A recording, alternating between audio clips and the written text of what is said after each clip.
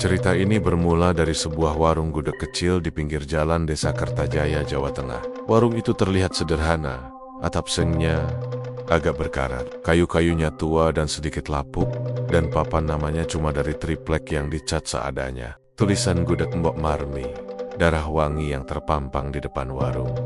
Sebenarnya sudah kusam. Beberapa hurufnya mengelupas, tapi anehnya, tetap saja setiap hari ada puluhan orang yang antri. Bahkan kadang ada mobil luar kota berhenti mendadak cuma untuk beli sebungkus gudegnya. Awalnya aku berpikir mungkin warung itu viral di TikTok atau sosial media. Tapi setelah tanya sana-sini, nggak ada yang pernah melihat warung itu di internet. Orang-orang datang karena katanya enak banget, itu saja. Padahal kalau dilihat sekilas, warung itu sama sekali nggak seperti tempat makan yang bisa populer. Area makannya cuma beberapa meja kayu panjang. Bangkunya juga nggak nyaman. Miring sedikit saja bisa jatuh. Lampunya kuning kehijauan, redup, seperti mau mati. Tapi justru dari warung itulah aroma yang interjemah bisa bikin siapapun menelan ludah. Aromanya manis, pekat, hangat, seperti campuran daun jati, gula merah tua, dan kelapa kering yang direndang berjam-jam. Tapi kalau dicium lebih lama, ada semacam aroma logam yang samar banget. Kayak bau darah yang ketemu udara malam. Mungkin cuma halu, pikirku dulu. Tapi beberapa orang yang kuajak bicara juga bilang aroma itu beda. Bukan cuman enak, tapi bikin kepala hangat dan badan agak enteng. Kayak dihipnotis, pelen-pelen untuk lapar. Aku, Raka, waktu itu cuma penasaran. Aku bukan orang yang percaya mistis atau hal-hal aneh. Bagiku, kalau warung ramai ya berarti makanannya enak.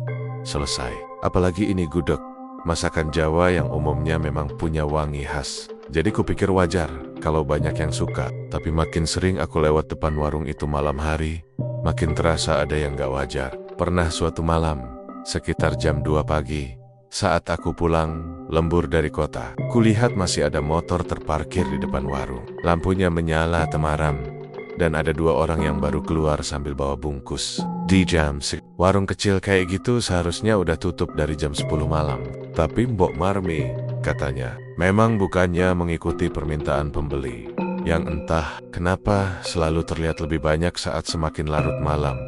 Aroma gudeg dari dapurnya waktu itu sampai menyeruak keluar ke jalan. Aku sedang dalam keadaan ngantuk, tapi begitu mencium aromanya, tiba-tiba mataku terbuka lebar, kayak kena stimulasi dadakan. Anasek, perutku pun langsung keroncongan, padahal sebelumnya aku sudah makan. Besok paginya, aku ngobrol dengan orang-orang yang mangkal dekat warung itu. Salah satunya adalah Pak Darto, tukang ojek langgananku kalau aku lagi malas bawa motor. Beliau orang yang ramah, suka bercanda, dan selalu senyum. Tapi sekali ini wajahnya agak serius waktu aku tanya tentang warung itu. Pak, gudeg Mbok Marmi emang enak ya? Tanyaku santai. Pak Darto langsung menatapku lama, seolah sedang menimbang apakah pertanyaanku bercanda atau serius. Setelah beberapa detik, dia merapatkan mulutnya, lalu berkata pelan banget, hampir seperti bisikan yang takut terdengar angin. Nenek manganing kene ojo kebangetan yo. Kabeh sing enakui mesti ana reganeka. Kalau makan di sini jangan berlebihan ya. Semua yang enak itu pasti ada harganya. Nada suaranya seperti bukan sekadar nasihat biasa, lebih seperti peringatan. Bahkan setelah berkata begitu, beliau langsung memalingkan wajah dan pura-pura mengatur helmnya. Aku cuma ketawa kecil saat itu. Walau jujur, ada rasa merinding merayap dari tengkuk sampai ke punggung. Nasihat itu terlalu dramatis, dan apa maksudnya harga? Bukannya cukup bayar pakai uang? Aku memutuskan tidak terlalu memikirkannya. Tapi yang bikin aku makin penasaran adalah cerita dari seorang mahasiswa yang kebetulan kuajak ngobrol di warung kopi. Ia bilang pernah makan di warung itu 2 minggu sebelumnya. Katanya setelah makan, dia merasa energinya meningkat. Badannya lebih bertenaga. Bahkan katanya sempat begadang 2 malam tanpa kopi. Tapi 2 hari setelah itu, dia tiba-tiba jatuh sakit. Badannya menggigil, kulitnya pucat, dan dia sering mimpi buruk tentang sosok perempuan rambut panjang yang duduk di dekat kendil gudeg. Mahasiswa itu kemudian berhenti makan di sana, dan hanya berkata satu hal sebelum mengakhiri ceritanya. Mas, enaknya nggak wajar, kayak Enak yang nyedot balik. Ucapan itu membuatku merenung. Enak yang nyedot balik? Apa maksudnya? Sebagian orang bilang kalau warung itu punya bumbu rahasia. Tapi bumbu rahasianya apa? Nggak ada yang tahu. Ada juga gosip kalau Mbok Marmi dapat resep turan temuron dari keluarganya yang tinggal di pegunungan. Ada yang bilang gudegnya dimasak dengan kayu jati khusus dari alas wingit. Ada yang bilang air untuk memasaknya berasal dari sendang keramat. Tapi semua itu cuma rumor. Dan biasanya rumor seperti itu muncul hanya karena warungnya ramai. Tapi keanehan berikutnya baru benar-benar terasa ketika aku mampir langsung ke warung itu untuk pertama kali. Siangnya warung penuh, orang-orang makan sambil lahap, sampai hampir tidak ada yang bicara. Mereka fokus ke mangkuknya masing-masing, seperti orang kelaparan setelah berhari-hari puasa. Ada seorang bapak gemuk di pojokan yang makan dengan kecepatan luar biasa. Suapannya cepat, tapi wajahnya tidak menunjukkan ekspresi puas. Boken Sioliela, dia tidak menikmati seolah dia hanya membutuhkan makanan itu, bukan menginginkan. Waktu itu, aku memutuskan untuk mencoba satu porsi. Mbok Marmi sendiri yang melayaniku. Perempuan itu kurus, tinggi, rambutnya putih semua, tapi wajahnya masih kencang. Kalau dilihat sekilas, mungkin usianya sekitar 40-an. Tapi dari cerita warga, katanya dia sudah sangat tua. Dan benar saja, waktu dia jalan mendekat ke meja, langkahnya pelan, tapi suaranya tidak terdengar sama sekali. Tidak ada bunyi sandal, tidak ada gesekan lantai. Kayak melayang, namun yang paling membuatku tidak nyaman adalah senyumnya. Lebar, terlalu lebar, tapi matanya tetap datar. Tidak ikut tersenyum, tidak berkedip. Kayak sedang memakai senyum palsu penjen. Porsi pirole. Mau porsi berapa nak? Aku menjawab pelan. 1 aja mbok. Dan saat dia membalikan badan menuju dapur, aku melihat gerakan aneh. Dia sempat menunduk ke arah kendil besar, kendil tanah liat yang sangat tua. Dia menunduk seolah berbicara pelan. Bibirnya bergerak jerak tanpa suara. Lalu, setelah beberapa detik, dia mulai mengaduk gudeg itu dengan sendok kayu panjang. Yang bikin aku takut adalah, pada detik dia selesai mengaduk, aroma gudeg langsung berubah. Lebih pekat, lebih menusuk. Aroma itu seperti merayap masuk ke hidung, ke tenggorokan, lalu turun ke dada. Dadaku terasa hangat, seperti ada tangan halus mengusap dari dalam tubuh. Suasana warung yang tadinya biasa-biasa saja, mendadak seperti berubah jadi menekan. Lampu seolah redup sedikit. Ruangan terasa lebih sempit. Entah kenapa aku merasa sedang diawasi dari dapur. Rasanya seperti ada mata lain yang menatap dari balik kendil tua itu. Saat Mbok Marmi kembali membawa mangkuk gudeg di tangannya, aku melihat hal yang membuatku semakin tidak tenang. Di permukaan kuah gudeg, ada seperti kilauan merah sangat tipis. Bukan cabai, bukan warna gula merah, tapi seperti kilau logam cair. Aku sempat memicingkan mata untuk memastikan, dan benar, ada seperti garis kecil berwarna merah gelap. Tapi saat aku lihat lagi, kilau itu menghilang. Mungkin cuma pantulan lampu, pikirku. Aku mulai makan perlahan, dan benar saja, enaknya tidak wajar. Enak yang menusuk otak. Satu suapan saja langsung membuat tubuhku hangat. Jantungku sedikit berdebar, dan ada sensasi seperti aliran darah di kepala meningkat. Bukan pusing, lebih perasaan melayang. Aku bahkan sempat berhenti makan karena merasa sendiri di tengah keramaian. Kupandangi mangkuk itu lama. Rasanya seperti manggul beban yang tidak aku pahami. Ada bagian dari diriku yang ingin berhenti, yang curiga dengan aroma logam dan kilau merah tadi. Tapi ada juga bagian yang ingin makan terus, ingin menyuap lagi dan lagi. Seolah tubuhku memaksa tanpa aku sadari. Waktu itu, aku mencoba pura-pura santai, tapi tangan kiriku tiba-tiba berkeringat dingin. Ada rasa mual kecil yang muncul seperti peringatan tubuh. Tapi begitu aku memakan suapan berikutnya, rasa mual itu hilang begitu saja, digantikan rasa hangat yang memabukkan. Saat aku sedang menikmati suapan ketiga, aku mendengar suara kursi bergeser dari meja sebelah. Seorang ibu paruh baya berdiri sambil memegangi dadanya. Wajahnya pucat sekali. Dia berjalan pelan ke depan, tapi langkahnya sempoyongan. Lalu tiba-tiba, dia jatuh tersungkur. Orang-orang panik, ada yang teriak minta tolong. Tapi yang aneh adalah, Mbok Marmi tidak terlihat terganggu sedikit pun. Dia hanya memandang ibu itu dari dapur sambil tetap tersenyum kecil. Senyum yang tidak sampai ke mata itu. Ibu itu kemudian dibawa keluar oleh warga. Katanya cuma pingsan, tapi aku melihat bibirnya gemetar sangat cepat, seperti orang kedinginan parah yang lebih menyeramkan. Sebelum dibawa pergi, mata ibu itu terbuka sedikit dan menatap ke arah kandil. Pupil matanya mengecil. Mulutnya lirih menggumamkan sesuatu yang tidak jelas, seolah ia melihat sesuatu yang tidak dilihat orang lain. Aku tidak berani menghabiskan makananku kala itu. Aku membayar dan buru-buru keluar. Begitu melangkah keluar dari warung, udara terasa jauh lebih segar. Beban di dadaku hilang, tapi aroma gudeg itu masih menempel di hidung. Bahkan setelah aku sampai rumah, aroma itu masih terasa, terus menghantui sampai malam.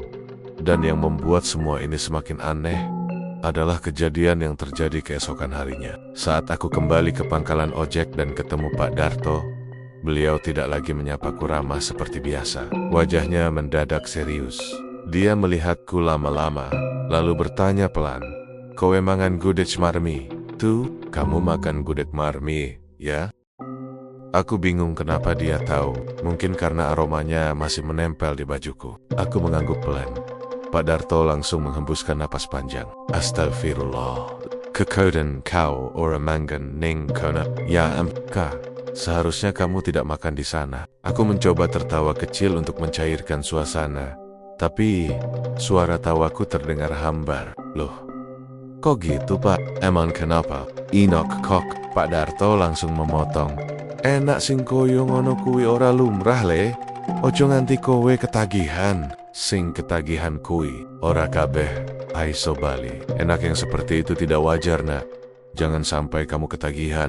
"Mereka yang ketagihan, tidak semuanya bisa kembali." Jantungku langsung berdetak lebih cepat mendengar kalimat itu. Ada ketakutan yang tiba-tiba muncul. Meski aku belum paham sepenuhnya maksudnya. Aku menatap Pak Darto, berharap dia memberikan penjelasan. Tapi beliau cuma menggeleng cepat, lalu berbalik mengambil motornya. Satu kalimat terakhir dia ucapkan sebelum pergi. "Mbok Marmi, dudu wong sembarangan. Embok bukan orang sembarangan." Dan dalam hitungan detik, suara motornya menghilang di kejauhan, meninggalkan aku berdiri sendiri dengan rasa was-was yang tidak bisa kujelaskan. Hari itu aku sadar, apapun yang ada di warung gudeg itu bukan sekadar tentang rasa enak. Ada sesuatu yang dianggap warga sebagai rahasia kelam. Sesuatu yang tidak ada seorang pun berani jelaskan secara gamblang. Dan aroma darah. Wangi itu aroma manis bercampur. Logam yang aneh terus membayangi pikiranku. Sepanjang hari, seolah-olah ada sesuatu dari warung itu yang belum selesai mengikutiku pulang. Pertama kali aku benar-benar memperhatikan Mbok Marmi, aku langsung merasa ada sesuatu yang tidak seharusnya ada pada dirinya. Kalau orang tua biasanya tampak rapuh atau gerakannya lambat, Mbok Marmi justru bergerak dengan cara yang aneh. Tubuhnya kecil, wajahnya dipenuhi garis-garis umur. Rambutnya putih bersih seperti kapas yang sudah direbus lama, tapi kulit wajahnya kencang. Terlalu kencang untuk perempuan yang katanya sudah lewat 70 tahun. Dari jauh dia terlihat seperti perempuan paruh baya yang masih segar. Tetapi dari dekat, ada sesuatu yang dingin. Seperti kulitnya itu bukan lagi kulit manusia yang hidup. Tidak pucat, tidak gelap, tetapi lebih seperti licin, halus, dan terlalu mulus untuk usia itu. Dan kulit di bawah matanya agak membiru, seperti habis begadang bertahun-tahun. Tapi bukan itu yang paling membuatku tidak nyaman. Yang paling mengganggu adalah cara dia tersenyum. Lebar, pelan, seolah dipaksa oleh otot yang sudah lupa cara bergerak alami. Senyum itu seperti ditempel di wajah, bukan muncul dari hatinya. Senyum yang tidak pernah menyentuh matanya. Bola matanya tetap datar, tidak ikut menyipit, tidak ikut hidup. Kalau kamu pernah lihat boneka yang dipaksa tersenyum dengan cat, kira-kira seperti itulah wajah Mbok Marmi tiap kali menyapa pembeli. Setiap kali dia mengantarkan mangkuk gudeg kepada pembeli, tubuhnya selalu menunduk sebentar. Bukan sekadar membungkuk sopan, tapi lebih seperti menghormati sesuatu yang tidak terlihat. Dan momen paling membuat bulu kuduk meremang adalah ketika dia berdiri di depan kendil tanah liat tuanya. Setiap saat sebelum menyendokkan gudeg, dia selalu menundukkan wajahnya dekat sekali ke permukaan kendil. Kadang bibirnya bergerak pelan, seperti sedang berbisik. Kadang tangannya menyentuh pinggiran kendil. Seperti sedang menenangkan sesuatu di sana. Pernah satu kali, saat aku duduk cukup dekat dengan dapur terbuka, aku mendengar suaranya sangat lirih. Wis, andak, nyumbang kersane. Yo, sudah ya nak, beri yang kau mau.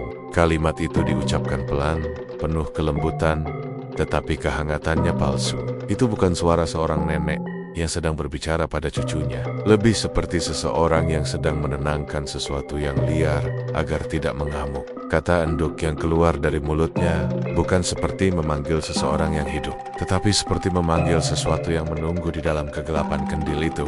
Aku sempat merinding mendengarnya. Merinding yang rasanya sampai ke tulang. Namun aku berusaha berpikir logis. Mungkin dia hanya punya kebiasaan berbicara sendiri. Banyak orang tua yang suka begitu, ya kan? Tapi anehnya, setiap kali Mbok Marmi selesai berbisik dan mulai mengaduk gudegnya, aroma dari kendil itu langsung berubah. Bukan berubah pelan, melainkan seperti ada sesuatu yang dilepaskan dari dalamnya. Wanginya langsung naik tajam ke udara. Wangi daun jati bercampur karamel, tapi di balik itu ada semburat aroma logam yang tipis, menusuk cepat dan hilang begitu saja.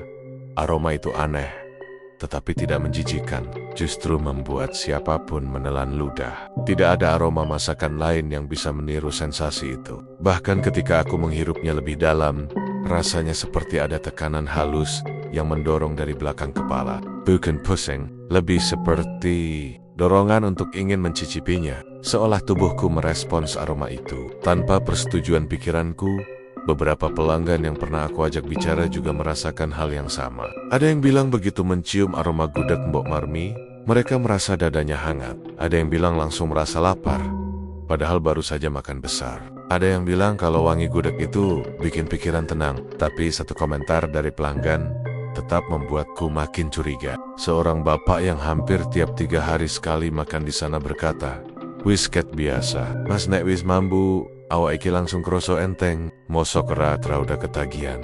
Sudah biasa mas, kalau sudah mencium wanginya, tubuh ini langsung terasa enteng. Masa tidak ketagihan? Cara dia mengucapkan ketagihan membuatku bergidik. Orang tidak seharusnya ketagihan gudeg, ketagihan makanan, iya, tapi tidak dengan ekspresi yang seperti takut kehilangan.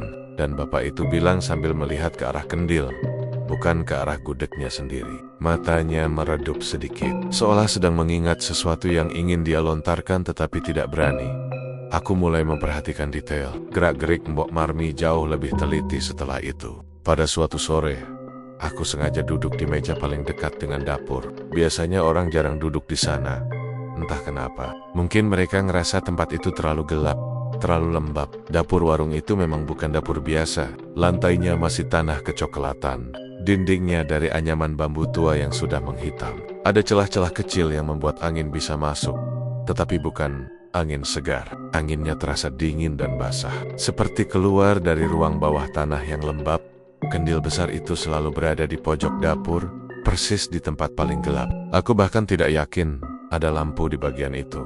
Cahaya dari lampu minyak di dekat pintu dapur tidak pernah benar-benar mencapai kendil. Namun kendil itu selalu tampak jelas, seolah-olah ada cahaya samar dari dalamnya. Kendilnya besar, tua, dengan ukiran-ukiran samar yang menyerupai bunga dan garis-garis melingkar. Tapi jika dilihat lama-lama, ukiran itu seperti berubah bentuk. Terkadang seperti wajah, terkadang seperti tangan kecil yang memeluk tubuh kendil. Saat itu, Mbok Marmi sedang mempersiapkan pesanan dari seorang pembeli. Dia berjalan pelan, hampir tanpa suara. Tubuhnya sangat tegak, seperti dia tidak punya sendi. Langkahnya pun tidak mengangkat kaki tinggi-tinggi, melainkan hanya menggeser tanah yang lembab. Tapi gerakan itu sama sekali tidak menghasilkan suara. Tidak ada gesekan, tidak ada hentakan kaki. Dia berpindah tempat. Aku melihat wajahnya dari samping. Keriput-keriput kecil di sekitar matanya tampak jelas, tapi kulit pipinya kencang. Kontras yang tidak masuk akal. Matanya lurus memandang kendil, seolah ada sesuatu yang memanggil dari sana. Lalu, tiba-tiba, dia berhenti. Lehernya condong ke arah kendil, seolah mendengarkan sesuatu. Aku tidak mendengar apapun, tapi ekspresinya berubah tipis. Bibirnya mengerucut sedikit, seperti menyimak suara dari balik tanah. Kemudian, pelan sekali, bibirnya bergerak lagi. Wis endak oho nas mbok wenohi maneh. Sudah ya nak, jangan marah, embok beri lagi. Suara itu lirih, tapi jelas kesannya seperti dia sedang menenangkan makhluk kecil yang manja atau mungkin sesuatu yang lebih tua dari dirinya sendiri. Ekspresinya bukan kasih sayang, melainkan takut. Takut membuat sesuatu di dalam kendil itu marah. Setelah itu dia mengambil sendok kayu panjang dari gantungan, mengaduk gudeg pelan, gerakannya lambat tapi pasti. Setiap putaran sendok terdengar halus, hampir seperti gumaman. Pada putaran ketiga atau keempat, aku merasakan ada udara yang berubah. Udara di sekitarku menghangat sedikit, lalu aroma wangi gudeg menyebar cepat seperti kabut. Beberapa pembeli yang duduk lebih jauh dari dapur pun menoleh, melirik ke arah kendil seolah mereka juga merasakan sesuatu. Seorang remaja yang duduk tidak jauh dariku tiba-tiba menutup matanya sambil menarik napas dalam. Wangi banget. Aduh, kok bisa senyaman ini ya? Katanya pelan. Temannya hanya mengangguk, wajahnya kosong, seolah pikirannya melayang. Aku sendiri merasa pikiranku mulai berputar. Ada rasa aneh seperti tenggorokanku dirayu untuk menelan sesuatu. Aku merapatkan bibir, berusaha mengalihkan pandangan. Tapi semakin aku coba mengabaikan, semakin aroma itu seperti mengejarku. Saat Mbok Marmi selesai menyendok gudeg ke mangkuk, aku memperhatikan wajahnya lagi. Senyum lebarnya itu kembali muncul. Tetapi kali ini, bibirnya sedikit bergetar. Matanya tetap datar seperti dua titik hitam yang tidak memantulkan cahaya. Tapi, sudut-sudut matanya seperti bergerak. Aku tidak tahu bagaimana menjelaskannya. Bukan berkedip, bukan melirik, tapi seperti ada sesuatu di balik matanya yang ikut bergerak. Aku merasa seperti sedang diawasi, bukan oleh Mbok Marmi, melainkan oleh sesuatu di balik dirinya. Seolah ketika dia tersenyum, ada mata lain yang ikut membuka pada wajahnya. Tapi tidak terlihat secara fisik, tapi keberadaannya terasa. Sangat. Aku memalingkan wajah cepat-cepat. Tubuhku berkeringat dingin. Aku yakin dia melihat ketakutanku, tetapi dia tidak berkata apapun. Dia hanya terus berjalan ke arah meja pelanggan sambil membawa mangkuk itu. Ketika dia lewat di sampingku, aku merasakan angin dingin menyusuri lenganku. Dingin yang bukan berasal dari tubuh manusia. Dingin yang membuat rambut halus di kulitku berdiri, seperti disentuh sesuatu yang tidak punya bentuk. Nafasku tercekat. Namun kejadian paling aneh justru datang dari pelanggan. Ada seorang pria bertubuh tambun duduk di meja agak jauh. Dia sedang menatap mangkuknya dengan mata merah, seperti habis menangis. Tapi wajahnya datar, tidak ada ekspresi. Ketika Mbok Marmi lewat di dekatnya, pria itu tiba-tiba menggumam, "Mbok, nenek iso tambah sitik maneh. Aku kerasa isih luwe, Mbok. Kalau bisa, tambah sedikit lagi. Aku merasa masih lapar."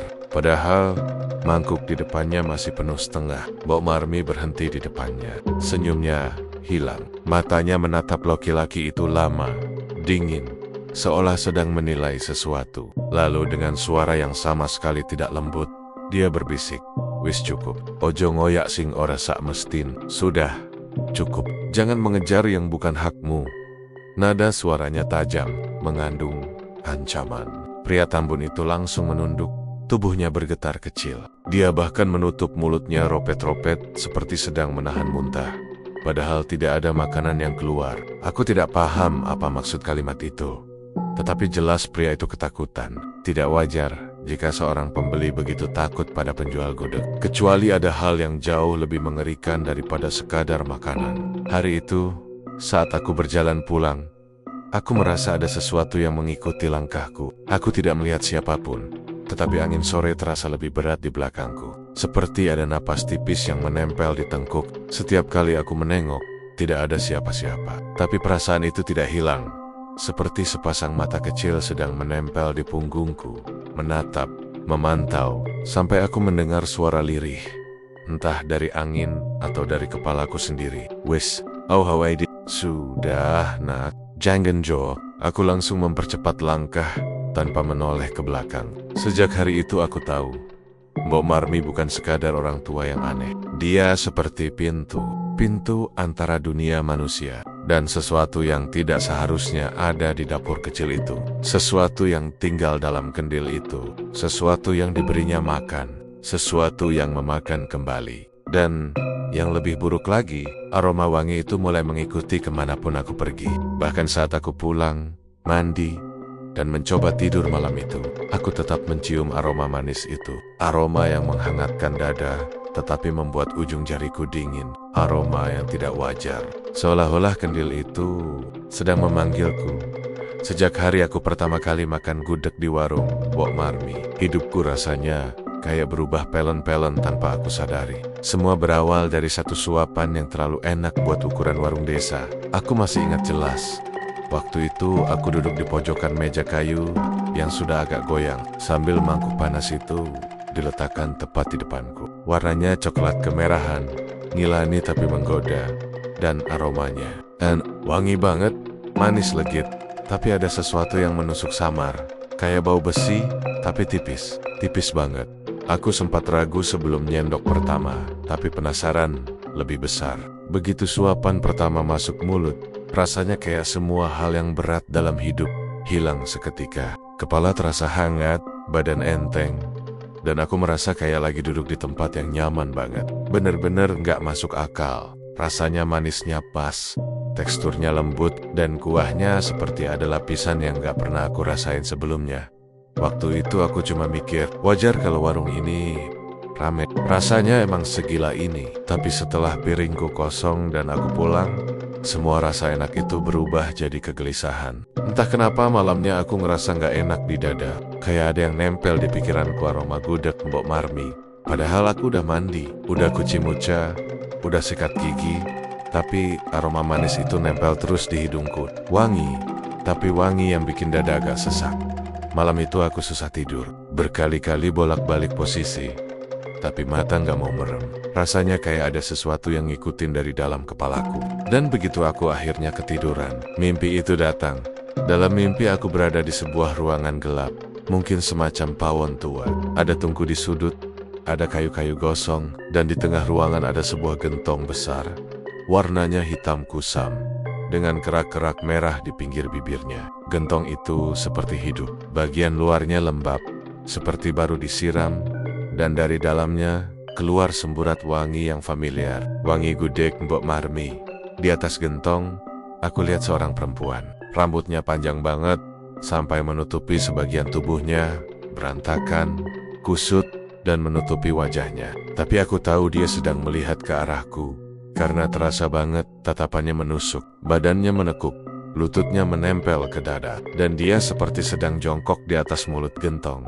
Dia menunduk, menghirup udara dari dalam gentong. Setiap dia menghirup, aroma wangi gudeg makin kuat, dan setiap dia mengangkat kepala, aku bisa melihat bibirnya, merah gelap, seperti habis makan sesuatu yang kental. Waktu dia tersenyum, darah menetes dari sudut bibirnya, menetes pelan, jatuh ke sisi gentong. Tik-tik, suaranya terdengar jelas.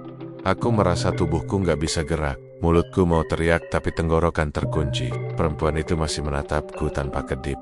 Lalu dia membuka mulutnya pelan. Dari kejauhan, aku bisa melihat lidahnya memanjang sedikit. Warnanya hitam basah. Dia kemudian berbisik lirih. Bali maneh, cah bagus, sudah. Kembali lagi, anak bagus. Suaranya serak, tapi lembut. Lembut yang gak manusiawi. Tiba-tiba dia merangkak cepat ke arahku. Sangat cepat, kayak bayangan melompat. Rambutnya menyapu lantai tanah. Kuku-kukunya panjang. Baru beberapa inci dari wajahku, aku langsung kebangun. Nafasku tersengal. Baju basah oleh keringat, dan suhu kamar rasanya turun drastis. Aku bangun sambil megang leherku. Rasanya dingin. Kayak ada yang tadi baru nyentuh. Aku berdiri perlahan. Masih gemetar, dan air minum di meja pun hampir tumpah. Waktu aku angkat, itu baru mimpi pertama. Aku pikir itu cuma efek kecapean, atau udah kebanyakan mikir. Tapi besoknya, semua jadi makin janggal. Karena Dimas teman kerjaku cerita hal yang sama. Dimas datang ke kantor dengan wajah pucat, mata kayak kurang tidur. Dia duduk di sampingku, lalu langsung nyeletuk. Ra, aku mimpi aneh semalam. Aku pikir dia cuma ngalor ngidul. Jadi aku jawab santai, mimpi apa? Kebanyakan nonton horor ya? Tapi dia geleng. Wajahnya serius, bukan bercanda. Ada perempuan duduk di atas gentong. Rambutnya nutupin muka. Dia lihat aku, dia liatin aku terus. Seketika, tengkukku dingin. Aku nanya pelan, "Gentong warnanya hitam?" Dimas langsung ngebalik badan ke arahku. Matanya membesar. "Kamu juga mimpi?" Aku nggak jawab, tapi dia langsung ngerti dari raut wajahku. Kami berdua terdiam beberapa detik. Rasanya kayak ada udara berat menggantung di antara kami. Aku benar-benar merinding, karena detail yang dia sebutin persis sama kayak yang aku lihat. Dimas melanjutkan pelan. "Aku nggak tahu kenapa, tapi aromanya kayak gudeg." Aku ngangguk pelan, masih nggak percaya. Aku juga nyium itu. Sejak saat itu, kecurigaanku makin gede. Sesuatu di warung gudeg itu pasti nggak beres. Ada hal yang lebih gelap dari sekadar makanan enak yang bikin ketagihan. Tapi sebelum aku sempat mikir jauh, satu hal lain mulai muncul badan. Kami berdua terasa lebih cepat capek, dan tidur kami selalu gelisah. Beberapa hari setelah mimpi itu, aku mulai ngalamin kejadian-kejadian kecil yang makin bikin aku nggak tenang. Kadang, waktu nyalain lampu kamar, aku merasa kayak ada bayangan berdiri di pojokan. Kadang waktu mandi, aku merasa kayak ada yang lewat di belakang. Padahal pintu tertutup rapat. Yang paling parah, aroma gudeg itu muncul di tempot-tempot yang nggak seharusnya. Waktu aku buka lemari baju, aromanya muncul. Waktu aku naik motor, aromanya nempel di helm. Bahkan waktu aku cuci muka, aromanya muncul dari air kran. Aku sampai bilang pelan, "Opo tuh iki? Apa sih ini?" Rasa takut itu mulai menggerogoti pikiranku. Sampai suatu malam, hal yang paling bikin aku nyesel pernah makan di sana benar-benar terjadi. Malam itu, aku lagi duduk di depan kamar sambil main HP. Lampu kamar sengaja aku padamkan karena mati lampu. Jadi cuma ada cahaya dari layar ponsel. Suasana rumah sepi banget. Cuma ada suara jangkrik di luar. Tiba-tiba aku mencium aroma itu lagi. Wangi, manis, dan samar-samar ada bau besi. Tapi kali ini lebih kuat. Jauh lebih kuat dari sebelumnya. Sampai rasanya seperti aku sedang duduk di dalam dapur warung Mbok Marmi. Aku berdiri, mencoba mencari sumbernya, tapi nggak ada apa-apa. Rumahku gelap, hening, tapi aroma itu makin tajam. Aku mulai panik. Lalu aku melangkah mundur ke arah lampu darurat kecil di pojok ruangan. Tapi sebelum aku sempat menyalakannya, aku mendengar suara lirih. Bukan dari luar, bukan dari bawah. Suara itu datang dari arah belakang leherku. Begitu dekat, seolah seseorang menundukkan kepala tepat di belakangku. "Wis, Bali.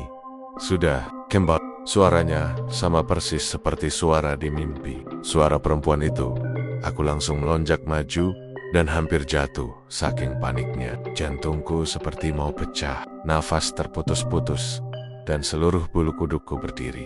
Aku nggak berani nengok ke belakang sama sekali. Lampu darurat akhirnya aku nyalakan, tapi ruangan tetap gelap sebagian. Dan pada sudut ruangan yang nggak kena cahaya, aku melihat siluet seseorang berdiri membungkuk. Rambut panjang menutup wajahnya, dan badan itu bergoyang pelan. Aku refleks menutup mata sambil mundur. Tapi ketika aku buka lagi, sosok itu sudah hilang. Aku langsung keluar kamar, nyalain semua lampu yang bisa nyala, dan duduk di ruang tengah sambil gemetar. Aku cerita ke Dimas. Dia juga cerita kalau dia mulai melihat bayangan panjang di belakangnya setiap kali dia lewat kaca. Kadang bayangan itu lebih tinggi dari tubuh dia, kadang lebih kecil. Dan pernah sekali, Dimas bilang dia merasa rambut seseorang menyentuh bahunya ketika dia duduk sendirian. Dari semua yang kami alamin, mulai jealous. Ini bukan hal biasa. Ada sesuatu yang nempel ke kami. Dan itu bermula setelah makan gudeg Mbok Marmi. Tapi yang bikin makin jelas adalah kejadian satu lagi, beberapa hari kemudian. Waktu itu aku lagi jalan pulang melewati depan warungnya. Malam itu sepi, tapi entah kenapa lampu warung masih nyala. Warung itu tutup, tapi jendela dapurnya sedikit terbuka. Dari celah itu, aku melihat sosok Mbok Marmi berdiri membelakangi jendela. Dia menghadap ke gentong besar yang sama seperti di mimpiku. Rambut putihnya terlihat samar diterangi lampu dapur. Tapi yang bikin aku merinding habis-habisan adalah ketika aku melihat tangan Mbok Marmi masuk ke dalam gentong perlahan, seolah sedang menyentuh sesuatu yang hidup. Dia membisikkan sesuatu pelan. "Wis, Andu, makanan air. Sudah nak, makanlah. Tukar dengan rohnya. Kakiku gemetar. Dan waktu itu, Mbok Marmi berhenti bicara. Kepalanya menoleh perlahan ke arah jendela, ke arahku. Aku langsung lari tanpa pikir panjang. Sejak malam itu, aku tahu satu hal. Aku dan Dimas bukan cuma kena mimpi atau kebetulan. Kami sudah masuk ke sesuatu yang jauh lebih gelap, jauh lebih berbahaya. Dan mungkin, kami sudah jadi bagian tumbalnya tanpa sadar. Dan di setiap langkah pulang malam itu, aroma wangi gudeg itu mengikuti dari belakang. Sampai sekarang, aku masih bisa mengingat jelas bagaimana angin malam membawa suara samar dari arah warung yang gelap. Seperti seseorang sedang menghirup, lalu tersenyum. Sejak aku dan Dimas mulai ngalamin kejadian-kejadian aneh setelah makan di warung gudeg itu, aku ngerasa ada sesuatu yang harus aku cari tahu. Rasanya kayak ada tali yang narik dari dalam dada, nyuruh aku untuk memahami apa sebenarnya yang sedang kami hadapi. Semua berawal dari rasa penasaran, tapi sekarang berubah jadi kebutuhan. Kebutuhan untuk bertahan, mungkin, atau sekadar memastikan kalau yang mengikuti kami itu bukan bayangan pikiran sendiri. Hari pertama aku coba nanya ke warga sekitar. Hasilnya nihil. Setiap aku tanya tentang warung darah wangi, semua langsung diam. Ada yang baru buka pintu rumah, langsung menutupnya lagi waktu dengar nama Mbok Marmi. Ada yang cuma geleng pelan sambil menggenggam tas belanja erat-erat, seolah takut kalau ucapannya terdengar oleh sesuatu yang tidak terlihat. Bahkan ada ibu-ibu yang sempat bisik lirih, "Ojo takon sing koyo ono. Kabeh wong kene wis ngerti tapi ora ono sing wani ngomong." Nak, jangan tanya begitu. Orang sini semua tahu, tapi nggak ada yang berani ngomong. Nada suaranya menggigil, bukan karena dingin, tapi karena takut. Ketakutan yang bukan main-main. Bukan sekadar takut rumor atau gosip murahan. Ini takut yang lahir dari pengalaman, dari sesuatu yang mereka lihat atau alami. Aku pulang dengan pikiran gak tenang. Aroma gudeg itu masih nempel samar di hidung, walaupun aku udah cuci muka berkali-kali. Setiap kali aku menatap sekeliling rumah, rasanya seperti ada yang mengikuti dari sudut mata. Bayangan rambut panjang yang menggantung pelan kalau aku memejamkan mata sebentar saja. Besoknya aku memberanikan diri lagi. Pagi itu suasana desa Kertajaya terasa berbeda. Udara panas, tapi anginnya lembab. Daun-daun pisang bergerak pelan, seolah tersenggol sesuatu yang gak kelihatan. Aku berjalan menyusuri jalan yang agak sepi, menuju pos ronda yang kelihatannya masih ada orang. Aku ketemu Mas Tego, penjaga ronda yang sering keliling malam. Dia duduk di bangku panjang sambil nyalain rokok kretek. Asap putih tipis keluar dari bibirnya yang sudah mulai keriput. Dari gerakan tangannya aja aku sudah bisa menebak kalau dia bukan orang yang gampang kaget. Tapi waktu aku nyebut nama Mbok Marmi, sedetik kemudian rokok itu hampir jatuh dari jarinya. Dia cepat-cepat menoleh ke kiri dan kanan, memastikan nggak ada warga lain lewat. Baru setelah itu dia ngomong pelan banget, "Ra, nenek kowe pengen urip. Ojo takon-takon soal Marmi maneh, Ra. Kalau kamu pengen hidup, jangan tanya-tanya soal Marmi lagi." Tanganku langsung dingin, tapi aku butuh jawaban. Aku udah terlalu jauh masuk dan nggak bisa mundur, Mas. Tolong, aku cuma mau tahu. Aku sama temanku, ada yang salah sama kami setelah makan di sana. Dia menatapku lama, lalu menghela napas berat, kayak orang yang akhirnya menyerah setelah menahan terlalu lama. "Warung Marmi kui wis ora lumrah, Rak. Wis suwe. Warung Marmi itu sudah nggak wajar sejak lama, Rak." Sudah lama, aku diam, menunggu dia lanjut, dan akhirnya dia melanjutkan kote-kota yang membuat seluruh bulu kuduku berdiri. "Wangke, Marmi, kui wis tau mati. 20 tahun kepungkur. Orangnya Marmi, dia sudah mati. 20 tahun lalu, aku refleks mundur setengah langkah. Bukan karena nggak percaya, tapi karena ucapan itu langsung masuk ke dalam kepala dan menusuk hati. Aku masih bisa ingat jelas wajah perempuan tua itu. Senyumnya yang lebar tapi kosong.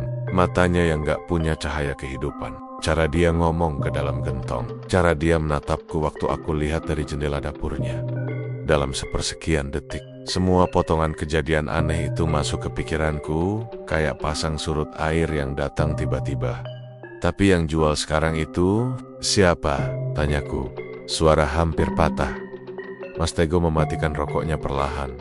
menginjak ujungnya dengan sepatu jepit. Tatapannya lurus ke arah sawah seberang jalan, sebelum akhirnya dia bicara lagi. Sing saiki kui, dudu manangza, ning babar bla dudu setan umum ra, yang sekarang itu bukan manusia, tapi juga bukan setan biasa ra. Aku nahan napas, dada rasanya sesak. Terus, dia apa? Mas Tego geleng pelan, wajahnya jelas sekali menunjukkan kalau dia sendiri nggak tahu atau nggak mau tahu. Aku ora ngerti, jenini opo. Ning, aku ngerti, si jikau. Oh, kesuan. Aku nggak tahu itu apa. Tapi aku tahu satu hal. Kamu jangan lama-lama dekat sana. Aku menelan ludah. Rasanya kayak salah satu potongan teka-teki sudah mulai kebuka, tapi malah makin bikin pusing. Kalau benar Mbok Marmi sudah mati 2 dekade lalu. Siapa yang aku lihat waktu makan gudeg itu? Siapa yang nunduk di depan gentong sambil senyum aneh? Siapa yang nyapa aku dengan suara serak dari belakang? Dan kalau dia bukan manusia, kenapa warga masih biarkan warung itu buka? Kenapa mereka seolah pasrah? Aku tanya hal itu ke Mas Tego. Dia mengusap wajahnya, lalu berkata pelan. Warung iku, seng dilok dudu kau thok. Rakwe tau ana rombongan wong kuta mampir. Mangan, terus esuke lara kabeh. Loro sing ora aiso, dijelaske. Sing loro kui, lambene dadi ireng. Terus omonge gawe sing ora jelas. Warning it to, bukan cuma kamu yang melihat. Pernah ada rombongan orang kota mampir, makan, dan besoknya semua sakit. Sakit yang gak bisa dijelaskan. Mulut mereka jadi hitam, dan omongan mereka gak jelas. Suara Mas Tego mulai bergetar. Wong desa kene wis ngerti, rak, nek kesuwen cedak kono. Bisa ra bali. Orang desa sini sudah tahu rak, kalau terlalu lama dekat sana, bisa nggak kembali? Aku merasakan gelombang dingin naik dari telapak kaki sampai tengkuk. Terus kenapa warungnya dibiarkan rame? Mas Tego menatapku dengan mata yang tampak penuh ketakutan dan pasrah bersamaan. Sebab sing mangan kui dudu wong kene rak, wong kene ora berani mlebu, ting tekaiku wong saka luar. Sing ora ngerti apa-apa. Rejekin kin, saiki pado gumantung karo sing ora terlihat. Karena yang makan itu bukan orang sini rak. Orang sini gak berani masuk. Yang datang itu orang luar, yang gak ngerti apa-apa. Rezeki desa sekarang bergantung pada yang tak terlihat. Aku terdiam cukup lama. Jadi selama ini desa membiarkan warung itu ramai, karena itu mendatangkan uang dan perhatian dari luar. Tapi mereka sendiri nggak pernah makan di sana. Mereka membiarkan sesuatu yang bukan manusia tetap berjualan karena ketakutan dan mungkin karena merasa nggak punya pilihan lain. Makin lama aku mikir, makin terasa perutku mual. Ada rasa bersalah yang muncul, meskipun aku nggak tahu salahku apa. Mungkin salah karena datang ke desa itu, salah karena makan sesuatu yang harusnya nggak dimakan, atau salah karena bawa masalah baru ke hidupku. Sebelum aku pergi, Mas Tego menepuk bahuku pelan.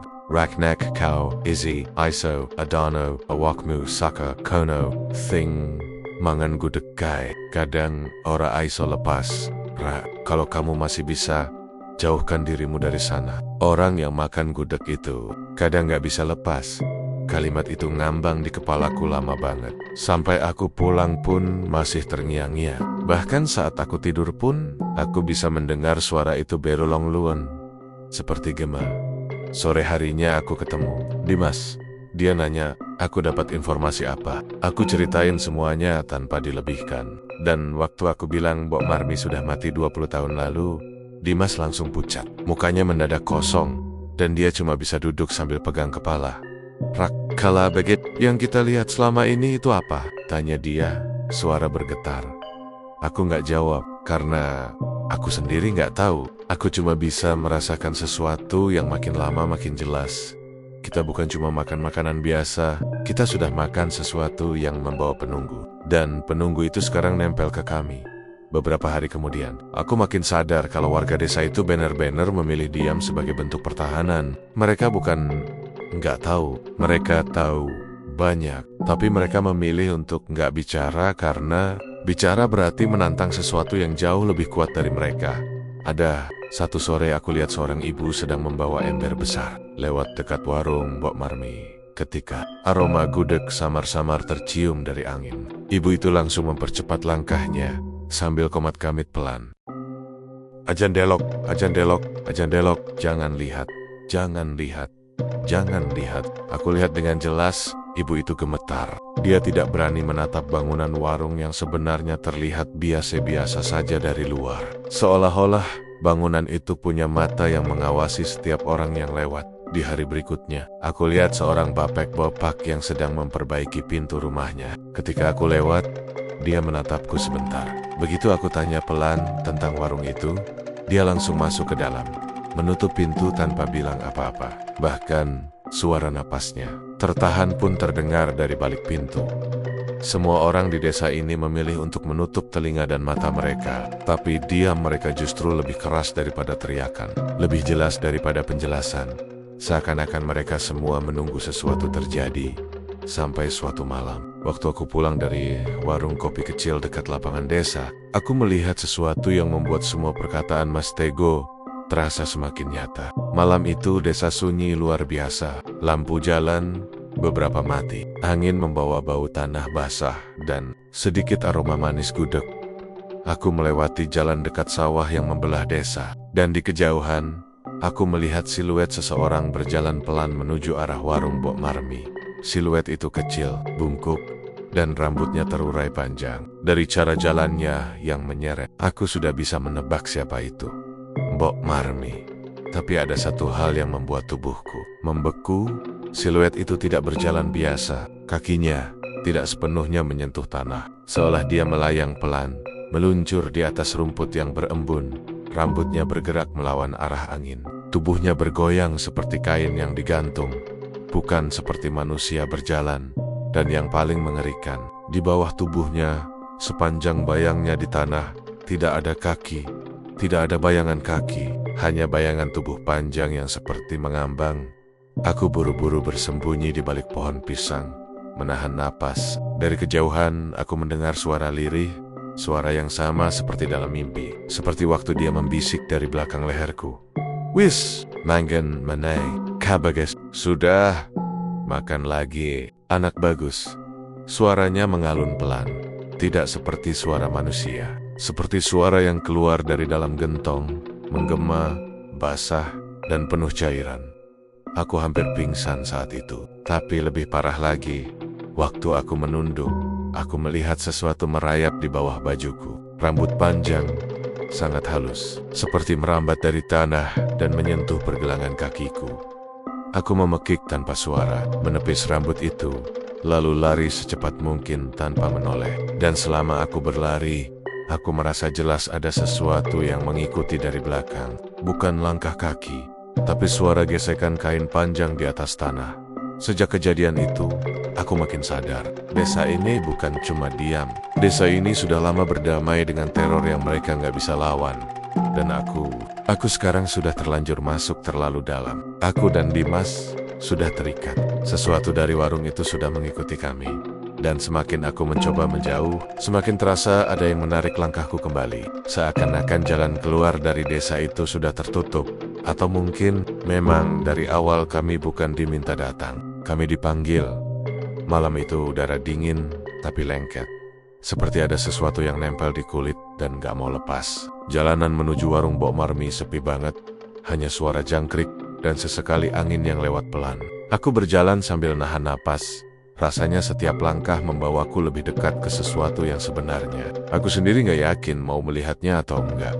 Tapi rasa penasaran memang kadang lebih kuat dari rasa takut. Dan malam itu, rasa itu benar-benar nyeret aku sampai di depan warung gudeg Mbok Marmi. Darah wangi yang lampunya sudah mati total. Dari luar, warung itu tampak seperti gubuk tua yang ditinggal puluhan tahun. Tapi aku tahu Mbok Marmi ada di dalam. Aku berdiri diam dulu beberapa detik, dengerin. Gak ada suara pelanggan, jelas. Tapi dari arah dapur, aku melihat sesuatu yang bikin jantungku langsung berdetak lebih cepat. Pintunya sedikit terbuka. Cuma celah kecil, tapi cukup buat cahaya redup di dalamnya kebocor keluar. Aku mendekat pelan-pelan. Langkahku hati-hati banget biar gak nyenggol apapun. Aku takut suara kecil aja bisa bikin Mbok Marmi tahu aku datang. Dan entah kenapa, aku punya firasat kuat kalau dia gak bakal suka kalau ada orang yang ngintip ritualnya. Sampai aku cukup dekat, barulah aku dengar suara itu. Suara yang bikin bulu kuduku meremang, lantunan suara Mbok Marmi, pelan, serak, putus-putus. Seperti doa, tapi ada jeda panjang di antaranya. Kadang suaranya naik sedikit, lalu langsung turun lagi, seolah sedang bicara ke sesuatu di dalam kendil. Aku berdiri tepat di samping jendela kecil dapurnya. Jendela itu tertutup tirai tipis, tapi karena lampu di dalam remang dan tirainya agak bolong, aku bisa melihat sedikit ke dalam kalau posisi kepalaku pas. Aku tarik napas panjang, terus aku mengintip. Yang pertama kali kulihat adalah punggung Mbok Marmi. Dia berdiri membungkuk di depan kendil besar. Tubuhnya mungil tapi terlihat kokoh. Rambut putihnya terurai, sebagian jatuh ke depan wajah. Tangan kirinya menopang bibir kendil, sementara tangan kanannya menekan sesuatu. Lama aku ngeliatin, baru aku sadar dia lagi pegang pisau kecil. Dan yang bikin tubuhku langsung dingin adalah waktu aku lihat cairan menetes dari pisau itu. Bukan banyak, cuma beberapa tetes, tapi warnanya merah, pekat, darahnya sendiri. Aku refleks menutup mulut kuat-kuat, takut suara napasku terdengar. Deg-degan makin cepat, tapi aku paksa diri buat tetap diam sambil ngintip. Aku lihat Mbok Marmi menarik napas panjang, lalu menunduk lebih dekat ke kendil. Dia bicara pelan banget, hampir kayak bisikan, "Wis, nduk panganen iki maneh. Muji waga. Sudah ya nak, makan ini lagi. Semoga kenyang ya." Suaranya terdengar seperti suara seorang ibu ke anaknya, tapi konteksnya jelas nggak manusiawi.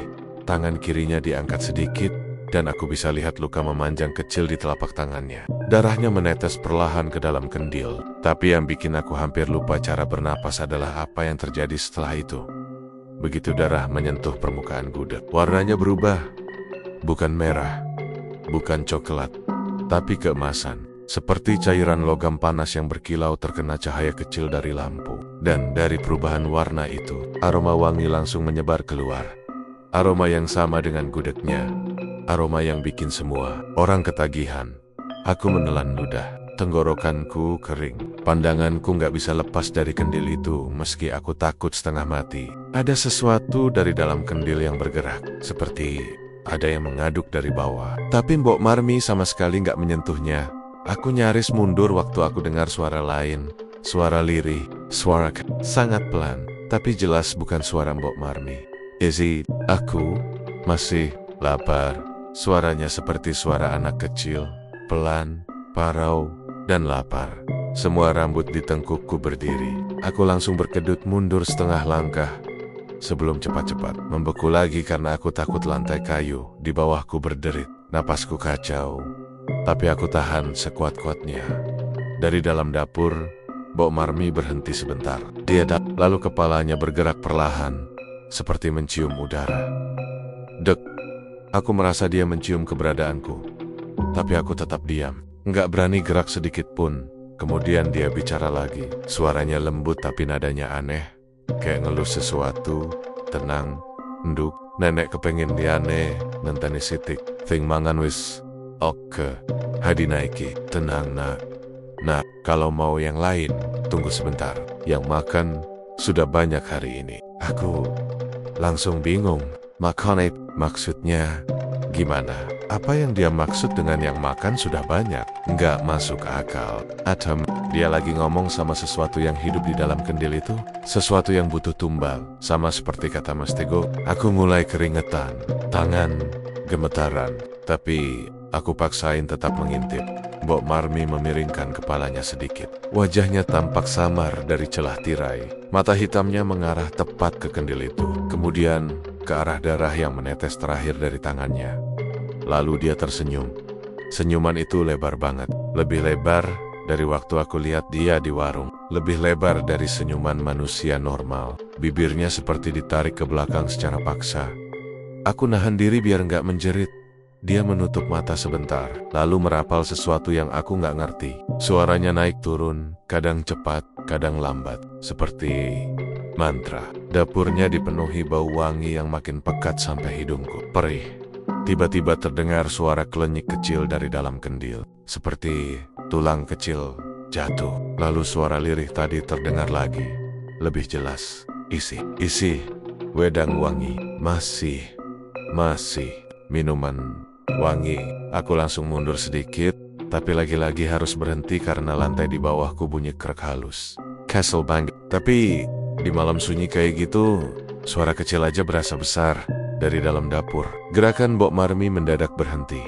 Dia mendongak, pelan, sangat pelan, seperti boneka yang ditarik talinya. Lalu dia menoleh ke arah jendela, ke arahku. Cahaya redup di dapur, bikin wajahnya cuma kelihatan setengah, tapi mata hitamnya jelas mengarah ke tirai tempat aku mengintip. Aku langsung berhenti bernapas. Seluruh tubuhku dingin, kayak dituang air es.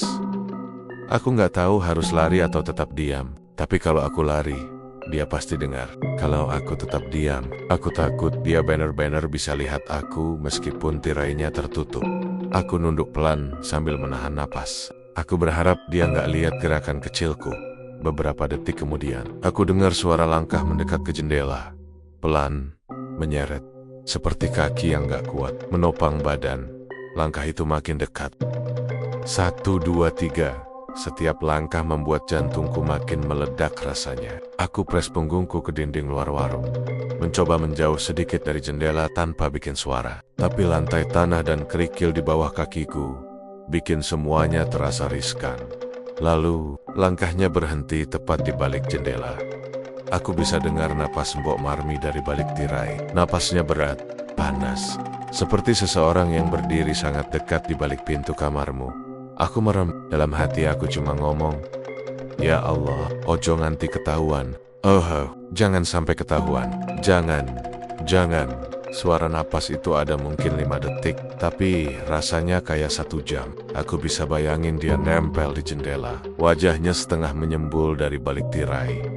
Lalu tiba-tiba, suaranya terdengar, pelan, halus, tapi jelas. "Raka." Aku membeku. Dia tahu namaku. Dia tahu aku ada. Aku hampir spontan kabur, tapi kakiku rasanya menolak gerak. Aku cuma bisa menahan napas sambil menutup mulut. Aku harap dia hanya menebak. Mungkin dia cuma ngomong nama itu tanpa tahu aku di sini. Tapi kemungkinannya kecil, sangat kecil. Beberapa detik berlalu sampai akhirnya suaranya kembali terdengar. Kali ini lebih jauh sedikit. "Raka, ora user wedi. Mbok ngerti, kowe tresna karo pangananku. Raka, tidak usah takut. Mbok tahu kamu suka makananku." Nada suaranya lembut banget, tapi justru itu yang bikin aku makin takut. Kayak seseorang yang mencoba menenangkan hewan yang akan disembelih. Aku pelan-pelan geser tubuhku menjauhi jendela. Gerakanku lambat banget, sampai-sampai kayu dinding yang kusentuh terasa dingin dan basah. Aku nggak peduli. Yang penting menjauh dari jendela. Begitu aku sudah kira-kira 2 meter dari sana, aku ambil kesempatan buat mundur lebih jauh lagi. Setiap langkah aku hitung, setiap daun kering yang injakanku potensi jadi akhir hidupku. Aku terus mundur sampai akhirnya jarak antara aku dan jendela itu cukup jauh. Aku berbalik perlahan, lalu langsung berlari pelan menyusuri pinggir warung, menjauh dari dapur. Tapi sebelum aku benar-benar meninggalkan area itu, aku dengar suara dari dalam dapur. Suara yang bikin aku berhenti lagi. Suara tawa kecil, tawa Mbok Marmi. "Raka, oh hawan, kau wis kekenthol. Raka, jangan sembunyi. Kamu sudah kena, nak. Aku membeku." Kata kecantol itu membuat tenggorokanku kering. Kena kait, tersangkut, terhubung. Artinya apa? Apa ritual yang dia lakukan tadi sudah mengikat siapa saja yang sudah makan gudegnya? Apa itu sebabnya mimpi itu datang? Apa itu sebabnya Dimas juga mengalaminya? Aku nggak berani mikir lebih jauh. Aku langsung lari. Kali ini cepat, tanpa peduli suara langkahku. Aku cuma pengen menjauh dari warung itu. Aku nggak berani lihat ke belakang. Setiap bayangan pohon di pinggir jalan rasanya seperti sosok yang ngikutin aku. Sampai aku jauh dari warung itu dan kembali ke jalan utama desa. Barulah aku berhenti. Napasku tubuhku basah keringat. Tapi rasa takutnya belum hilang sama sekali. Di tengah nafasku yang terengah, aku mendengar sesuatu yang membuatku kaku. Sekali lagi, aroma itu. Aroma gudeg wangi datang dari era belakangku. Aroma yang sama.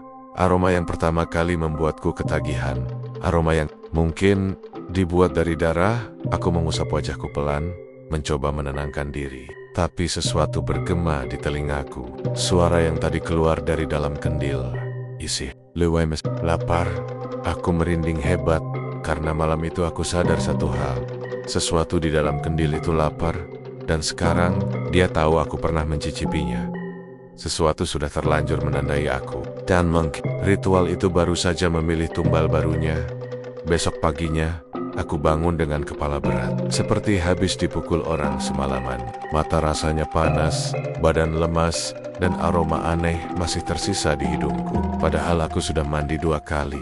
Tapi wangi itu, wangi gudeg manis yang bercampur darah, masih menggantung entah di mana. Aku nggak tahu itu sisa dari ketakutanku, atau benar-benar nempel di tubuhku. Yang jelas, aku nggak bisa hilangin firasat bahwa sesuatu sedang memperhatikanku. Sambil nahan rasa mual yang tiba-tiba muncul, aku buka laptop. Aku ketik kata kunci yang selama ini nggak pernah sekalipun terlintas di kepalaku. Orang hilang Kertajaya, Jawa Tengah gudeg. Awalnya cuma ingin membuktikan apakah ketakutanku semalam cuma imajinasi atau memang ada sesuatu yang nggak wajar. Tapi begitu halaman demi halaman muncul, jantungku serasa berhenti berdetak. Ada laporan orang hilang. Bukan cuman 1, bukan 2, ada 5 orang hilang dalam beberapa bulan terakhir. Aku baca satu persatu. Tanggal kejadian berbeda, tapi polanya sama. Mereka menghilang setelah terakhir terlihat di daerah sekitar warung Mbok Marmi. Ada yang pamit pulang setelah makan di sana. Ada yang bilang mau beli bungkus malam-malam. Ada yang terekam CCTV terakhir kali berjalan ke arah warung itu. Dan semuanya lenyap begitu saja. Tanpa jejak, tanpa petunjuk, tanpa mayat. Aku merasakan punggungku dingin. Keringat mulai keluar di telapak tanganku. Aku baca lagi detailnya, memastikan apakah dugaanku berlebihan atau tidak. Tapi setiap kalimat makin memperkuat rasa takutku. Akhir kali terlihat membeli gudeg, sering makan di warung gudeg setempat. Diketahui dekat dengan warung. Semua nyambung ke warung Mbok Marmi. Aku langsung bangkit dari kursi dan berjalan mondar-mondir di kamar. Rasanya mau gila. Suara lirih anak kecil di kendil itu terngiang lagi di telingaku. Isi lu masih lapar. Aku menggigit bibirku. Saking kuatnya, hampir berdarah. Aku mencoba mikir rasional. Mungkin orang-orang itu hilang karena alasan lain. Mungkin diculik, mungkin kabur dari rumah, mungkin apapun. Tapi naluriku bilang tidak. Naluriku bilang mereka semua tumbal. Karena ritual itu, karena Mbok Marmi, karena gudeg sialan itu. Saat aku lagi tenggelam dalam pikiran, suara ketukan pintu membuatku kaget sampai hampir menjatuhkan gelas di meja. Aku buru-buru buka pintu. Ternyata Dimas yang datang. Wajahnya pucat, lebih pucat dari kemarin. Matanya cekung, bibirnya kering. Dia berdiri dengan tubuh sedikit gemetar, kayak orang habis lari jauh. Bajunya kusut dan sedikit bau keringat. Rak, suaranya serak. Aku perlu ngomong sama kamu. Aku tarik, dia masuk. Dia langsung duduk tanpa aku suruh. Tangannya menggenggam lutut sambil tubuhnya menunduk. Aku mimpi lagi, katanya pelan. Aku duduk di hadapannya. Mimpi apa, Dim? Dia angkat wajahnya perlahan. Dan saat aku lihat matanya, aku langsung bisa merasakan ketakutan yang sama denganku. Bukan ketakutan biasa, tapi ketakutan yang dalam. Ketakutan yang menempel di tulang. Aku lihat anak kecil itu, kata Dimas.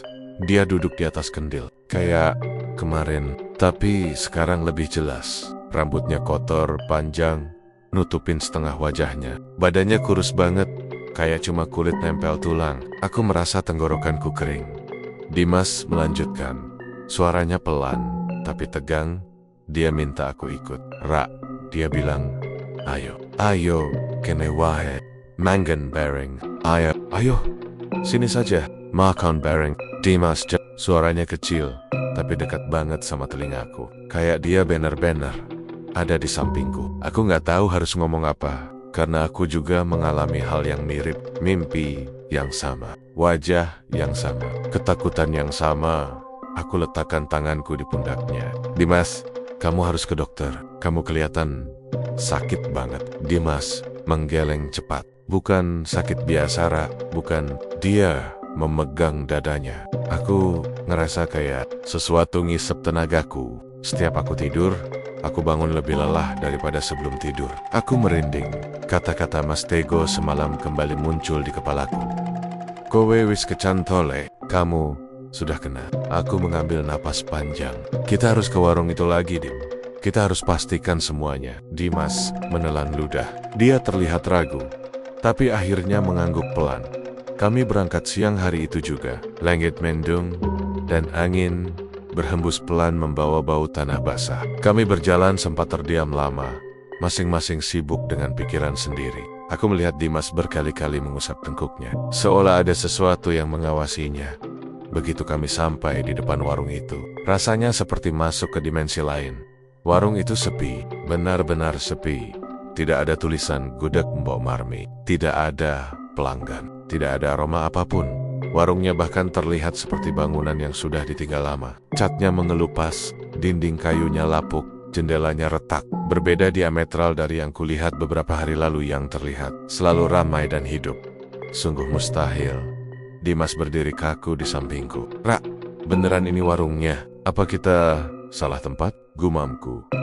Walaupun di dalam hati aku tahu ini benar tempatnya.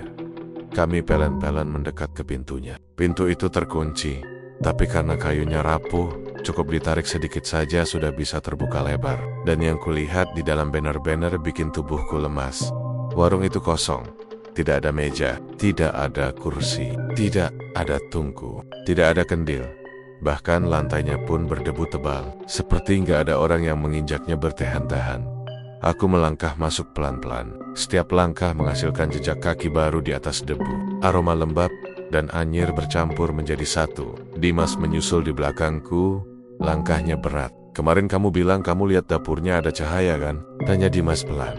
Aku mengangguk sambil menatap sudut dapur yang seharusnya tempat Mbok Marmi tadi berdiri. Tapi yang ada hanya ruang kosong dengan dinding rusak dan lubang. Kecil di bagian atap, aku senter ruangan dengan flashlight dari HP-ku. Debu beterbangan. Tidak ada tanda-tanda ada yang memasak di sini. Tidak ada jejak minyak. Tidak ada sisa makanan. Tidak ada bekas tumpahan darah atau apapun. Seolah-olah ritual semalam tidak pernah terjadi. Ini, Ani, bisikku. Dimas berjalan ke arah belakang warung. Ra, sini sebentar. Dimas menunjuk sebuah papan kayu besar yang menutupi lubang lantai. Papan itu tampak baru dibanding bagian lain warung. Aku dan Dimas saling pandang. Tanpa banyak bicara, kami berdua mengangkat papan itu. Dan begitu terbuka, aroma wangi langsung menyambar hidung kami. Aroma yang seharusnya tidak mungkin ada di warung kosong seperti ini. Dimas mundur selangkah dengan napas terengah. Ra, baunya sama. Aku geleng-geleng sambil nutup hidung. Aroma itu tebal sekali, seperti keluar langsung dari sesuatu yang masih segar. Apa ini? Aku menyorot ke lubang itu. Dalamnya gelap, tapi aku bisa melihat bikas-bikas api dan abu. Mungkin ini bekas tempat kendil disimpan. Tapi yang bikin aku hampir jatuh saking shock adalah sesuatu yang tergeletak di sudut lubang itu. Bukan sisa ritual, tapi pakaian anak kecil. Baju kecil lusuh yang penuh noda coklat gelap. Dimas menutup mulutnya. Ra, jangan bilang. Aku memicingkan mata, mencoba melihat lebih jelas. Ada sobekan kecil di bagian kerahnya, dan tepat di tengah noda itu, ada pola seperti sidik jari kecil. Aku langsung menutup papan kembali. Badan rasanya panas dingin, nafasku berat.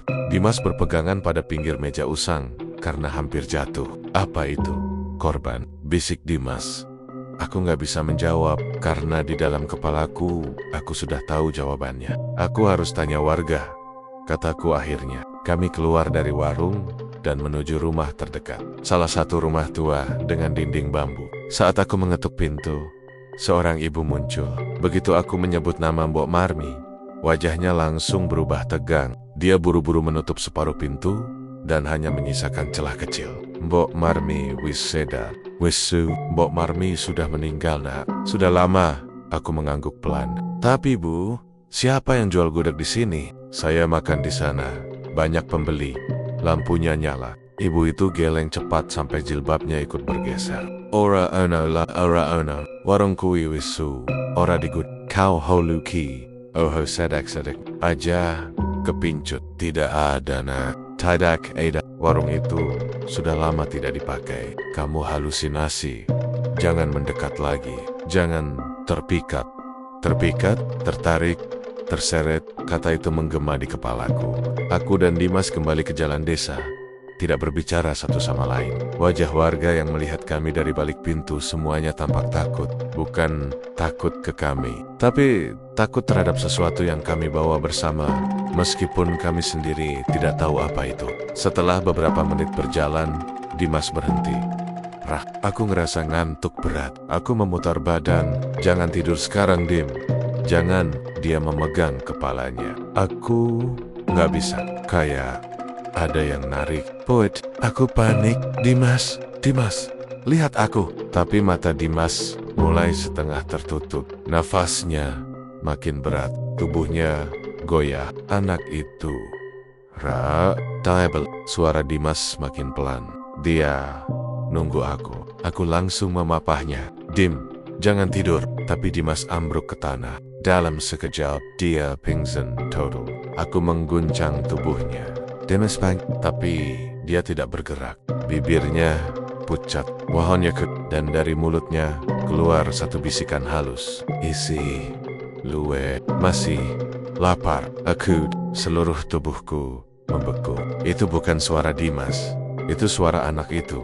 Samar, jauh, tapi menyeruak dari dalam tubuh. Dimas, aku mundur perlahan, sambil tubuhku gemetar hebat. Jantungku hampir meledak. Pikiran kacau. Aku tidak tahu harus menolong atau melarikan diri. Tapi sebelum aku melakukan apapun, aku mencium aroma itu lagi.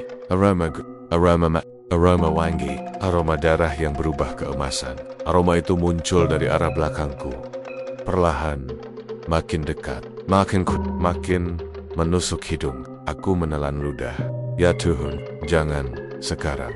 Aku pelan-pelan menoleh. Dan saat aku melihat jalan kecil di ujung desa, aku melihat bayangan kecil berdiri di sana. Bentuk tubuh anak kecil, kurus, diam, kepalanya sedikit miring, rambutnya panjang sampai menutupi wajah. Dia tidak bergerak. Dia tidak bicara, tapi tubuhnya bergetar seperti menahan lapar. Dan dari sorot gelap di balik rambut, aku tahu satu hal.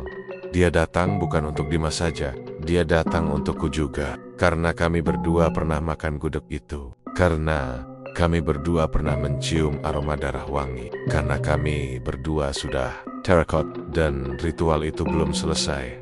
3 hari setelah kondisi Dimas makin parah, aku benar-benar berharap dia membaik. Tapi hari itu, sekitar jam 5 sore, aku dapat telepon dari istrinya. Suaranya pecah, lirih, kayak orang yang sudah nggak punya tenaga buat nangis lagi.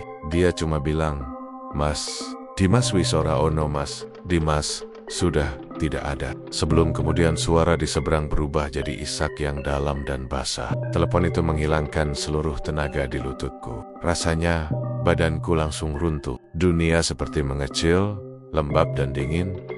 Aku datang ke rumahnya. Ya Tuhan, dia bukan cuma pucat. Tubuhnya berubah begitu kering, sampai tulang pipinya menonjol. Matanya cekung kayak orang yang sudah berhari-hari tidak minum. Tapi dia hanya sakit 2 hari terakhir. Gak masuk akal tubuh manusia bisa berubah sampai kayak itu dalam waktu singkat. Dokter bilang penyebabnya belum jelas. Beberapa warga cuma saling pandang. Dan yang paling tua di kampung itu hanya berbisik sambil geleng pelan. Wis kedaden tenan. Sudah terjadi. Sudah benar-benar terjadi. Yang lain, yang lebih berani sedikit, cuma bilang kalimat yang samar. Yen wis tau mangan gudeg endi wae sing kakehan wangi, ngundang sing ora katon. Kalau pernah makan gudeg yang terlalu wangi, itu mengundang yang tak terlihat. Kalimat itu mengendap di kepalaku. Dan untuk pertama kalinya, aku merasa sesuatu yang kuanggap takhayul ternyata jauh lebih nyata daripada yang bisa dibayangkan. Setelah pemakaman, malamnya aku duduk sendiri di depan rumah. Jalanan sepi, angin lewat pelan, suara jangkrik di kejauhan terdengar seperti tercekik. Aku mencoba berpikir jernih, tapi pikiran itu selalu kembali ke satu titik. Dimas makan gudeg itu. Aku juga makan gudeg itu. Dan kalau benar kata warga, setiap orang yang pernah makan sudah masuk daftar tumbal. Berarti aku juga. Tapi apa maksudnya tumbal? Dimas meninggal, tapi dengan cara aneh. Hilang cairan tubuh. Ya, seakan-akan disedot, persis seperti yang kulihat malam ketika Mbok Marmi berbicara dengan kendil besar itu. Suara anak kecil, bisikan, isi, yang terus meminta. Kalau tumbalnya manusia, berarti ada hubungan langsung antara makanan itu dan makhluk dalam kendil. Dan kalau makhluk itu masih aktif, meski warungnya tutup, meski Mbok Marmi sudah meninggal, berarti perjanjiannya belum selesai. Pertanyaan paling mengerikan adalah, siapa tumbal berikutnya? Aku memijat pelipis, mencoba fokus. Tapi kepalaku malah berputar ke berbagai hal yang kuabaikan selama ini. Kenapa ketika aku masuk ke dapur malam itu, kendil bisa mengeluarkan suara? Kenapa warung itu bisa tetap beroperasi, meski warga bilang tempat itu sudah lama tutup? Kenapa Mbok Marmi yang kulihat tidak sama dengan Mbok Marmi yang warga kenal? Dan kenapa Dimas yang hanya makan satu porsi langsung ikut mimpi buruk? Seperti aku, lalu tubuhnya mulai mengering perlahan. Seperti sesuatu sedang menghisap hidupnya sedikit demi sedikit. Aku mulai sadar bahwa apa yang terjadi bukan sekadar pesugihan. Ini bukan untuk kekayaan atau kesuksesan usaha. Ini perjanjian yang lebih tua, lebih liar, dan lebih haus daripada itu. Sesuatu yang meminta bukan barang atau hewan, tapi nyawa manusia. Mungkin sejak dulu, mungkin sudah sangat lama. Dan gudeg itu, dengan aroma wangi yang terlalu memikat, hanyalah pintu masuk untuk menarik jiwa-jiwa baru. Orang-orang yang tak sengaja mencicipi aroma darah wangi itu tanpa tahu bahwa mereka sedang menandatangani kontrak dengan sesuatu yang tak mereka lihat. Malam itu aku masuk kamar dengan perasaan tak karuan. Aku berusaha tidur, tapi setiap kali memejamkan mata, wajah Dimas muncul. Lalu Mbok Marmi, lalu kendil itu, dan suara anak kecil yang pelan tapi lengket di telinga. Suara yang membuat tengkukku meremang, suara yang tidak seharusnya diingat manusia. Aku terbangun beberapa kali, entah apakah karena mimpi atau hanya kecemasan. Sampai akhirnya, sekitar jam 2 dini hari, aku mencium aroma itu. Aroma wangi itu, manis, hangat, samar, tapi begitu khas, sampai bulu kudukku meremang seluruhnya. Aroma itu muncul dari jendela, seperti angin malam yang membawa bau gula merah dan daun jati yang direbus lama. Tapi ada satu elemen lain yang membuatku hampir tidak bisa bergerak. Bau logam tipis, seperti darah yang sudah kering di ujung jari. Aku duduk perlahan, tidak berani menoleh. Dedak, napasku terputus-putus. Dalam gelap, aroma itu terasa semakin kuat, seperti mengelilingi tempat tidurku. Dan ketika aku mencoba menarik napas panjang, aku mendengar sesuatu yang membuat ingin muntah dan lari sekaligus. Suara, lirih, kecil, tepat di telinga kiriku. Isi. Suara itu kayak bisikan yang keluar dari tenggorokan yang sangat kecil, tapi sangat tua. Suara yang tidak berasal dari manusia. Suara yang persis aku dengar dari dalam kendil malam itu. Aku langsung menoleh cepat, tapi tidak ada apa-apa di kamar. Lampu gelap, jendela sedikit terbuka, dan tirai bergerak pelan karena angin. Tapi aku tahu, bisikan itu bukan suara angin. Aku pernah dengar angin. Aku pernah dengar tikus. Aku tahu suara rumah bergesek atau kayu memuai. Ini bukan itu. Ini suara makhluk. Aku bangkit dari tempat tidur dengan tubuh gemetar. Lampu kamar kupasang cepat, padahal tanganku sampai gemetar waktu memencet saklar. Begitu lampu menyala, aroma itu menghilang. Tapi rasa dingin yang merayap di punggungku tetap ada. Seolah-olah sesuatu masih berdiri di sudut, memperhatikanku.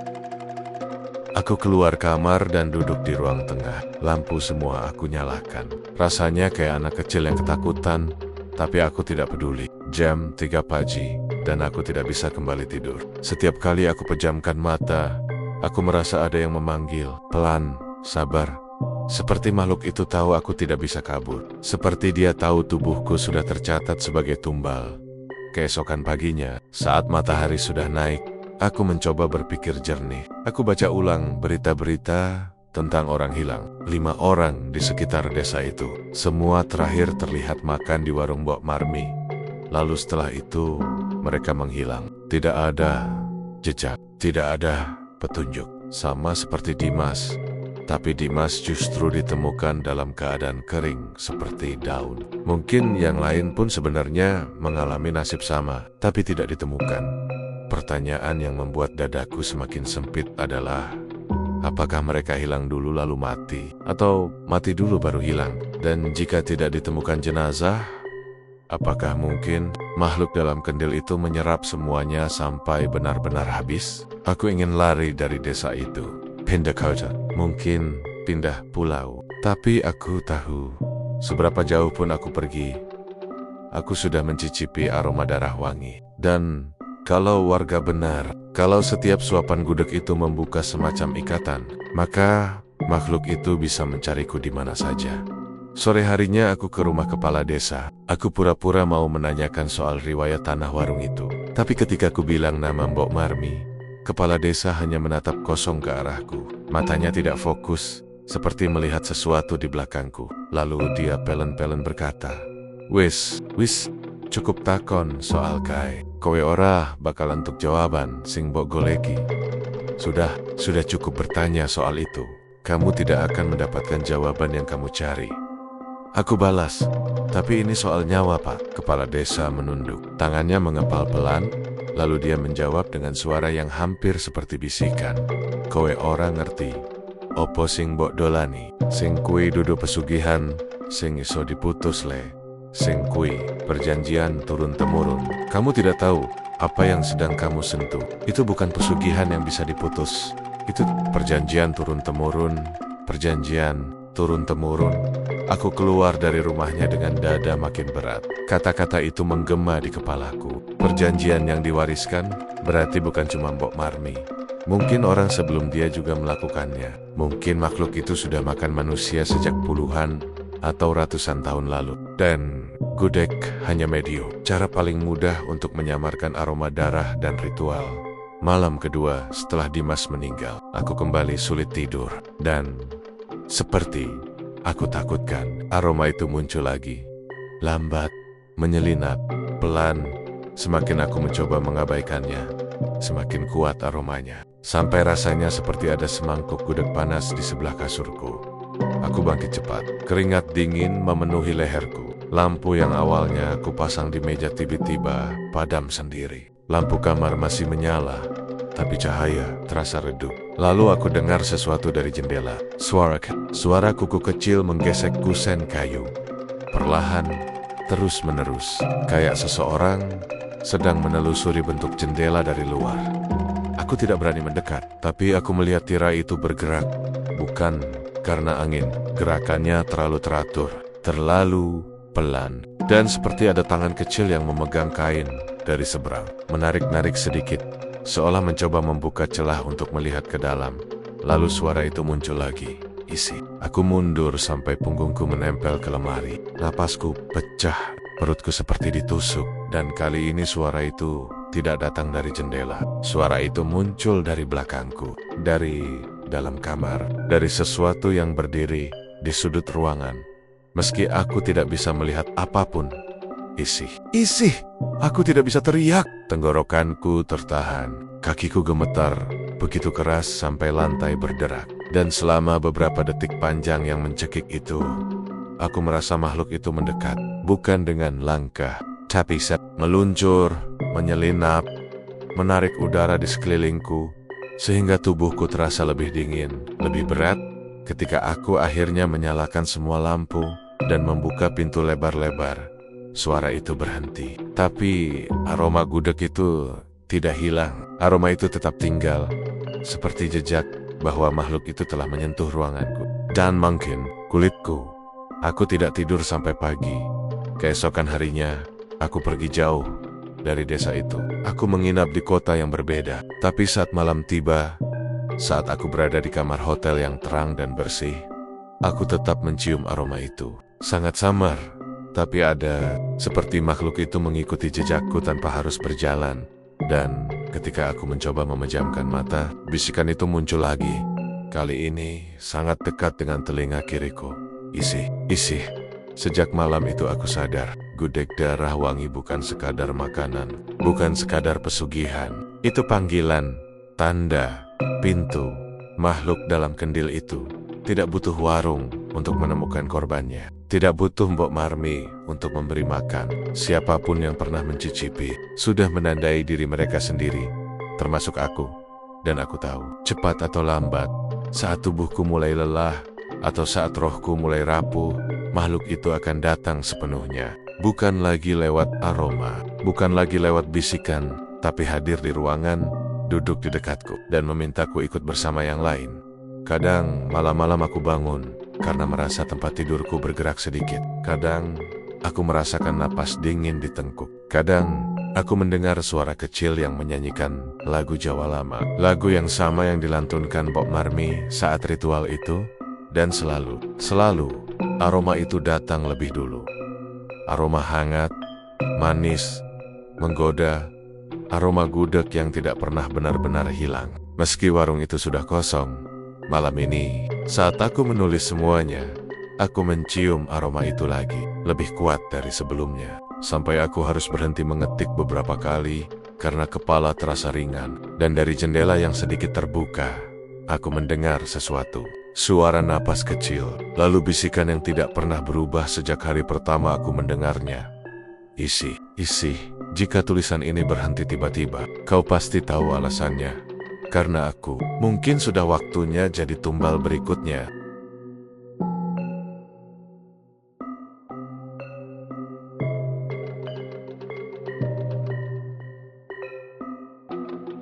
Dan begitulah Winggetters.